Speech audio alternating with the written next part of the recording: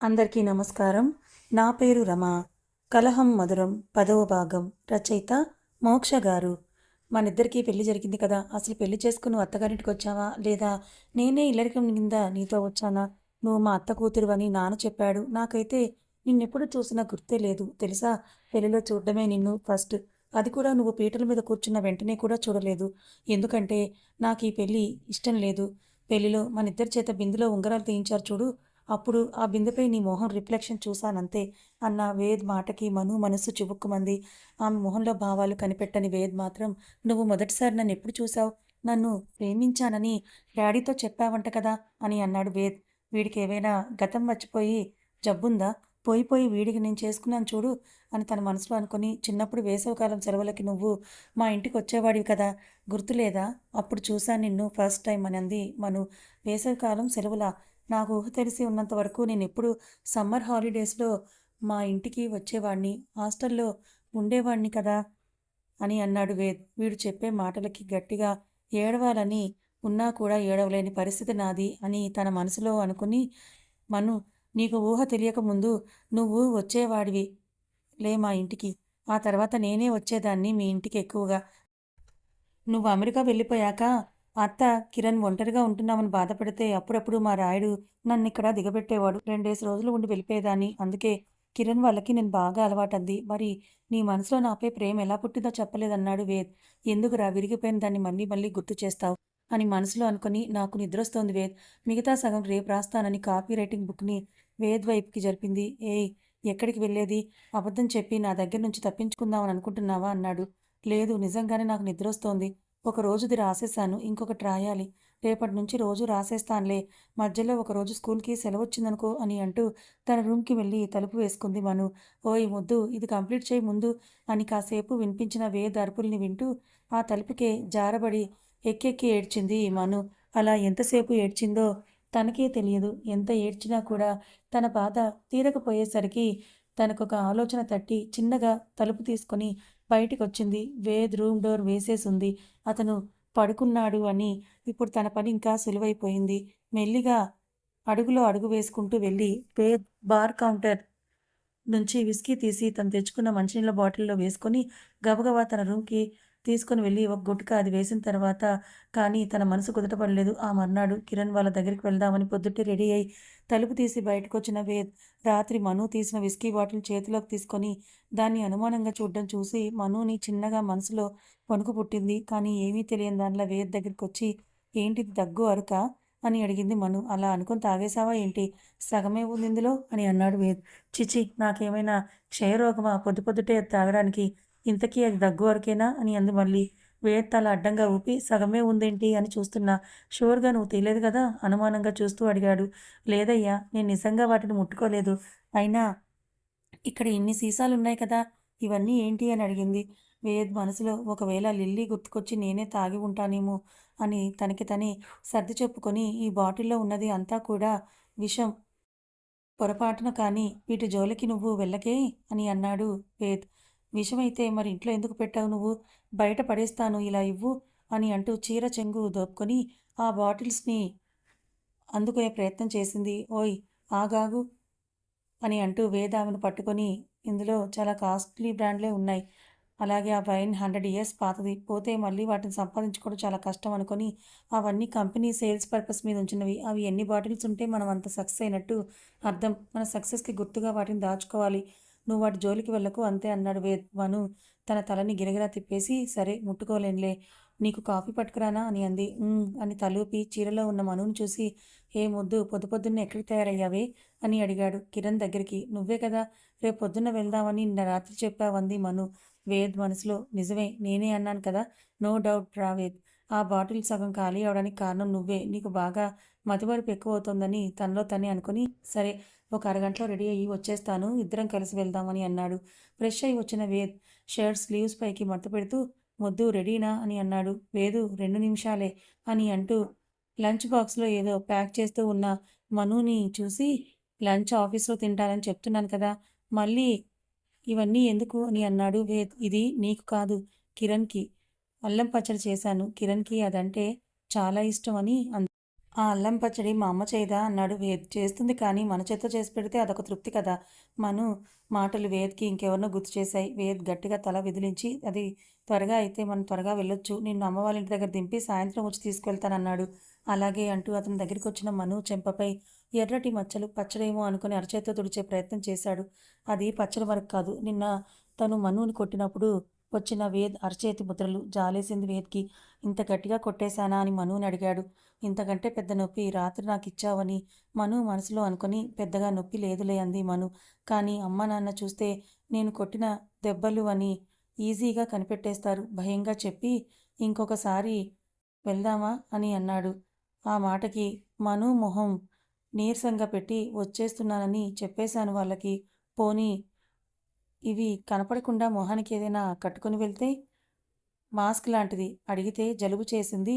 Corona time కదా అని చెప్దాంలే అని అంది మను. మాస్క్ కాదు అని అంటూ వేద్ ఏదో ఆలోచన వచ్చినట్టుగా తనని లాక్కొని తన రూమ్‌కి తీసుకొని వెళ్ళి వార్డ్రోబ్ నుంచి కన్సీలర్‌ని తీశాడు. ఆ అమ్మాయి వాడే వస్తువులు వీడి దగ్గరున్నాయేంటి అని మనసులో అనుకుని ఏంటిది అని అంది. కాసేపు నోరు మూసుకో అని చెప్పి తనే స్వయంగా మను చెంపపై ఆ కన్సీలర్ అప్లై చేస్తుంటే వెచ్చని చేతులు తన చెంపలకు తగులుతూ ఉంటే మత్తుగా నిట్టూర్చింది మను. ఇప్పుడు పర్ఫెక్ట్ అద్దంలో చూసుకో అంటూ తనని అద్దం ముందు నిలబెట్టాడు వేద్. మను అద్దంలో తన వెనుక నిల్చున్న వేద్ ప్రతిబింబమే చూస్తూ బావుంది అంది. బాగోవడం కాదు మొద్దు, చెంపపై ఆ రెడ్ మార్క్స్ ఎక్కడైనా కనపడుతున్నాయా అన్నాడు. లేదులే వేదు, పద లేట్ అవుతోంది వెళ్దాం అని అంది మను. రా అని అంటూ తనతో పాటే ఆమెను తీసుకువెళ్ళాడు వేద్.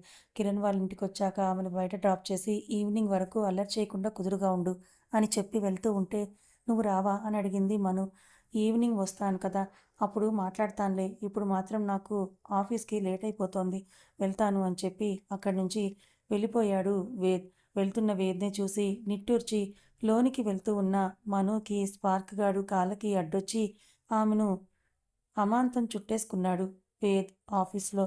ఆఫీస్‌కి వస్తున్న వేద్‌కి భార్గవ్ ఎదురుగా వెళ్ళి బాస్ నిన్న మేడం అని అంటూ నసుగుతూ ఉన్న భార్గవ్‌తో తను మా అపార్ట్మెంట్ ఫ్లాట్ పక్కన ఉన్న టెంపుల్‌కే వెళ్ళిందంట అని చెప్పాడు వేద్. మరొక మాటకు కూడా తావివ్వకుండా వెళ్తున్న వేద్‌ని చూసి గుడికి వెళ్ళిందంట. పాపం వీడి కన్నుగప్పి ఆ మహాతల్లి నిన్న హైదరాబాద్ వెళ్ళిందని తెలిస్తే గుండె ఆగిపోతుందేమో అని అంతకు ముందు రోజు రాత్రి తను మనుకి ఫోన్ చేసింది గుర్తుకు తెచ్చుకొని ఇంతకీ మహాతల్లి హైదరాబాద్ ఎందుకు వెళ్ళుంటుందో రాత్రి అడగడం మర్చిపోయాను అని తనలో తనే మాట్లాడుకుంటూ ఉండగా లోపల నుంచి వేద్ తన పేరు అరిచేసరికి ఆ వస్తున్నా బాస్ అంటూ లోనికి వెళ్ళాడు. తన క్యాబిన్‌లోకి వెళ్ళి మ్యాక్‌బుక్ ఆన్ చేస్తూ బయట హడావిడేంటి భార్గవ్ అని అడిగాడు వేద్. రిక్రూట్మెంట్ డిపార్ట్మెంట్లో మీ పర్సనల్ సెక్రటరీ ఇంటర్వ్యూస్ జరుగుతున్నాయి బాస్ అన్నాడు భార్గవ్. నా పర్సనల్ సెక్రటరీ కోసమా? ఎవరు కండక్ట్ చేయమని చెప్పారు అంటూ హిస్టీరిక్గా అరిచాడు వేద్. బిగ్ బాస్ ఆర్డర్ వినయంగానే సమాధానం ఇచ్చాడు భార్గవ్. నాకిష్టం లేదు, పంపించేయండి వాళ్ళందరినీ కూడా అని గట్టిగా అరిచి చెప్పి ఒకసారి గుండెల్లో అంటుకున్న నిప్పే ఇంకా ఆరలేదు. మళ్ళీ కొత్తది ఒకటా అని సణుక్కున్నాడు వేద్. అందుకే ఈసారి అబ్బాయిలకే ఆ ఛాన్స్ అని అడ్వర్టైజ్ వేయించాను సార్ అని అన్నాడు భార్గవ్. వాటెవర్, వచ్చిన వాళ్ళని వెళ్ళిపోమని చెప్పు ముందు అని అంటూ టేబుల్ మీదున్న పేపర్ స్ప్రేడ్‌ని విసిరేశాడు వేద్. మీరు చెప్పారని చెప్పనా? లేదా బిగ్ బాస్ చెప్పారని చెప్పనా? అని తిరిగి అడిగాడు భార్గవ్. యూ ఈడియట్ అంటూ తనపై ఫ్రస్ట్రేట్ అవుతున్నా అంటే ఎంత? మీరు బిగ్ బాస్ స్థానంలో ఉన్న కంపెనీ బాధ్యతలు ఇంకా మీ చేతికి రాలేదు కదా! ఆయనకు చెప్పకుండా ఏ పని చేయలేం కదా బాస్ అని అన్నాడు భార్గవ్. అంటూ పిడికిలి గట్టిగా టేబుల్‌కేసి మోదాడు. అది విన్న భార్గవ్ చెవులకి చేతులు అడ్డం పెట్టుకొని ఇంటర్వ్యూస్ ఆల్మోస్ట్ అయిపోయాయి. సెలెక్ట్ అయిన ముగ్గురు క్యాండిడేట్స్‌లో బిగ్ బాస్ ఒకరిని ఫైనల్ చేయడమే తరువాయి అని చెప్పి బయటికి వెళ్ళిపోయాడు భార్గవ్. గట్టిగా నిట్టూర్చాడు వేద్. అతనికి మొదటిసారి ఆ కుర్చీలో కూర్చున్న రోజు జ్ఞాపకం వచ్చింది. తన ఎంబీఏ పూర్తయిన సంవత్సర కాలంలో వాళ్ళ నాన్నతో చేరి వ్యాపార లావాదేవీలు తలకెక్కించుకున్న వేద్‌ని చూసి ఒక మంచి రోజున కిరణ్ తన వ్యాపార సామ్రాజ్యానికి రిటైర్మెంట్ ప్రకటించి తన వ్యాపార సింహాసనానికి రారాజును చేసిన రోజది. తనకి తోడుగా భార్గవ్ ఉండాలనే ఒప్పందంతోనే ఆ కుర్చీలో కూర్చున్న వేద్ దగ్గరికి మొదటిగా వచ్చిన ఫైలే లిల్లీ అపాయింట్మెంట్ ఆర్డర్. భార్గవ్ ఇచ్చిన ఆ అపాయింట్మెంట్ లెటర్ మీద సంతకం పెడుతూనే అడిగాడు, ఈ అమ్మాయి ఇంటర్వ్యూ ఎప్పుడు జరిగింది అని అంటూ. భార్గవ్ చిన్నగా వేద్ పక్కకొచ్చి ఆ అమ్మాయి వాళ్ళ డాడీ బిగ్ బాస్ దగ్గర పనిచేసేవారంట. ఆయన ఇంకా రిటైర్ అవ్వకుండానే చనిపోతే ఇప్పుడు ఈ ఇంటికి పెద్ద దిక్కు లేక అనాథైపోతే వాళ్ళ పెద్దమ్మాయికి అప్పజెప్పిన ఉద్యోగం అది అన్నాడు. ఇదిగో ముందే చెప్తున్నా నాకు ఇలాంటి రికమెండేషన్‌లంటే చెడ్డ చిరాకని. నాన్న చెప్పారు కదా అని ఒక నెల చూస్తాను. ఆ అమ్మాయి పనితీరు నచ్చకపోతే మాత్రం నాకు జాలి, దయ లాంటివి లేవని కొంచెం గట్టిగానే చెప్పాడు వేద్. యెస్ బాస్ అని చెప్పి ఆ అమ్మాయి లిల్లీ మీ అపాయింట్‌మెంట్ లెటర్ కోసం వెయిట్ చేస్తోంది. లోపలికి పంపించనా? అన్నాడు భార్గవ్. గంభీరంగా చెప్పాడు వేద్. అంతలో భార్గవ్ వెళ్ళి లిల్లీని పిలుచుకొని లోపలికొచ్చాడు. పర్సనల్ సెక్రటరీ అంటే అరాకొరా బట్టలతో మొహం అంతా మేకప్ పూసుకొనొస్తుందని ఊహించిన వేద్‌కి ఒళ్ళు మొత్తం కప్పుకున్న చుడీదార్‌లో మొహానికి టాల్క్ తప్ప మరేమీ రాయని లిల్లీ వేద్ ఆశ్చర్యంగా అనిపించి ఆమెనే కళ్ళప్పగించి చూస్తూ ఉంటే ఆ పక్కనే నిలబడ్డ భార్గవ్‌కి వేద్ ఆమెకు కనెక్ట్ అయిన విషయం అర్థమయ్యి వేద్ పక్కకి వచ్చి చిన్నగా అతని చెవిలో అమ్మాయి అంత బావుందా? అని అంటూ అడిగాడు. వేద్ లిల్లీ ట్రాన్స్‌లో నుంచి మొహాన బొట్టు లేకపోవడమే లోటుగా ఉంది అని అన్నాడు. తను క్రిస్టియన్ కదా అందుకే పెట్టుకోలేదేమో అని అన్న భార్గవ్ మాటకి ఓహో అడిగి చూద్దాంలే అనేవాడే ఏదో స్ఫురించి Bhargav get out of my cabin అంటూ గట్టిగా అరిచాడు. గతం వీడి ప్రస్తుతానికొచ్చిన వేద్‌కి ఇంకా కళ్ళ ముందే మెదులుతున్న లిల్లీ రూపాన్ని తలుచుకుంటూ మసకబారిన తన కళ్ళు ఒత్తుకుంటున్న వేద్ కళ్ళ ముందు చల్లటి చిరునవ్వుతో నిల్చున్నాడో మనిషి. వేద్ అతన్ని చూసి నుదురు చిట్లించి ఎవరు నువ్వు అని అడిగాడు. ఆనంద్ ఒక మంచి కాఫీ లాంటి కుర్రాడిని అంటూ భుజాలెగరేస్తున్న ఆ మనిషిని చూసి కాఫీ కప్పులు అందించేవాడివా విసుగ్గా అడిగాడు. అయ్యయ్యో తప్పు తప్పు అంటూ తల అడ్డంగా ఊపి మీ పర్సనల్ సెక్రటరీని సార్ అన్నాడు అతను. అదే ఆనంద్. So what? నువ్వు నా కంటికి కనపడకు. పో ఇక్కడి నుంచి అని గట్టిగా అరిచాడు వేద్. ఆనంద్ అదిరిపడ్డాడు ఆ అరుపుకి. పెను నిమురుకుంటూ ఏమైంది సార్? ఎందుకలా అరుస్తున్నారు? అంటుంటే కోపంగా అతని మీద విరుచుకుపడబోయిన వేద్ భార్య నుండి భార్గవ్ దేవుళ్ళ వచ్చి ఆనంద్‌ని కాపాడాడు. బాస్ తీసుకువెళ్ళిపోతున్నాను ఇతన్ని అని అంటూ అక్కడి నుంచి భార్గవ్ ఆనంద్‌ని వేద్‌కి దూరంగా లాక్కువచ్చి ఏం మనిషివయ్యా నువ్వు? ఆ అపాయింట్మెంట్ ఇవ్వగానే అలా ఎండీ ఛాంబర్‌కే వెళ్ళిపోవడమేనా? ఆనంద్‌పై అరిచాడు గట్టిగా భార్గవ్. అంటే పర్సనల్ సెక్రటరీ అని అన్నారు కదా సార్! వెళ్ళి పరిచయం చేసుకుందామని నసిగాడు ఆనంద్. నువ్వు పర్సనల్ సెక్రటరీవి నాకు, ఆయనకి కాదు మైండ్ ఇట్ అన్నాడు భార్గవ్. అంటే నేను పనోళ్ళకే పనుండన్నమాట వెటకారంగా అడిగాడు ఆనంద్. ఈ సెకలిక్కడ పనిచేయవు. నీ వరకు నేనెంత చెప్తే అంత. నా మాట జవదాటవని తెలిస్తే నీ ఉద్యోగం ఊడిపోవడానికి నిమిషం చాలదు అని అంటూ ఛాతీ పెద్దది చేసి గంభీరంగా ఉంచడానికి ప్రయత్నిస్తున్న భార్గవిని చూసి మరీ ఎక్కువగా సాగదీయకండి సార్ గుండె చీలిపోగలదు అని అన్నాడు అతను. అంటూ భార్గవ్ ఆనంద్‌ని చూసి ఉంకరించి ఏదో బిగ్ బాస్ చెప్పారని నిన్ను పనిలో పెట్టుకున్నాను కానీ లేదంటే ఈ కంపెనీ వాచ్‌మెన్ స్థాయికి కూడా నువ్వు సరిపోవు అంటున్న భార్గవ్ మాటలకి ఆనంద్ పెదాలు వాల్చి వీడి అర్ధరూపాయి యాక్షన్ అనుకున్నాడు మనసులో. లిల్లీ ఆలోచనతో మతితప్పిన వేద్‌కి తన క్యాబిన్ లిల్లీ క్యాబిన్ తనని చూసి వెక్కిరిస్తూ ఉంటే అక్కడ నిమిషం కూడా నిలబడలేకపోయిన వేద్ తన పర్సనల్ రూమ్‌కి వెళ్ళి ఆల్కహాల్ బాటిల్ ఒకటి ఓపెన్ చేశాడు. ఎంత కంట్రోల్ చేసుకుందామనుకున్నా కొంచెం కొంచెం తాగినా పూర్తిగా ఒక బాటిల్ తాగినా కూడా లిల్లీ మత్తు వదలలేదు అతనికి. ఇంకొక బాటిల్ క్యాప్ తెరిచేంతలో వేద్ ఫోన్ రింగ్ అయింది. Unknown number. విసుగ్గా కాల్ కట్ చేసి రెండోసారి రింగ్ అయ్యేసరికి చిరాగ్గా కాల్ లిఫ్ట్ చేసి ఎవరు అన్నాడు మత్తుగా. వేదు నేను మను గొంతు. ఎందుకో ఆ క్షణం మను తనకి లిల్లీకి మధ్య అడ్డుగోడగా అనిపించింది వేద్‌కి. ఆమెపై కోపాన్ని అణచుకొని ఏంటి? అన్నాడు పళ్ళు బిగబెట్టి. నేను కిరణ్ వాళ్ళ ఇంటి దగ్గరున్నాను. నన్ను తీసుకువెళ్ళడానికి వస్తానన్నావు కదా! వస్తావా? రావా? అని అంది మను. వచ్చేస్తున్నానని ఫోన్ పెట్టి నేల మీదకి ఎక్కడో విసిరిన తన కోట్ అందుకొని దాన్ని భుజాలకి తగిలించి కార్ కీస్ తడుముకొని బయటకొచ్చాడు. తన ఎంప్లాయీస్ ముందు తనని తాను తక్కువ చేసుకోవడం ఇష్టం లేక అంత మత్తులో కూడా స్టడీగా అడుగులు వేస్తూ వెళ్తున్న అతనికి భార్గవ్ ఎదురొచ్చి ఎక్కడికి అని అడిగాడు. నాన్న దగ్గరికి అన్నాడు. అతను పీకల దాకా తాగి ఉన్నాడని అర్థమై ఈ పరిస్థితిలో వెళ్తే బాబాయ్ బాధపడతాడు. వద్దు అని అన్నాడు భార్గవ్. నా వైఫ్ అక్కడుంది. తనని తీసుకురావాలన్నాడు వేద్. ఉండని ఈ రోజుకి అక్కడే. తనని తీసుకొచ్చి మళ్ళీ ఆమెను బాధపెట్టడం ఎందుకు అన్నాడు భార్గవ్. నేను బాధపడితే తనెలా అక్కడ సంతోషంగా ఉంటుంది? తను నా బెటర్ ఆఫ్ కదా!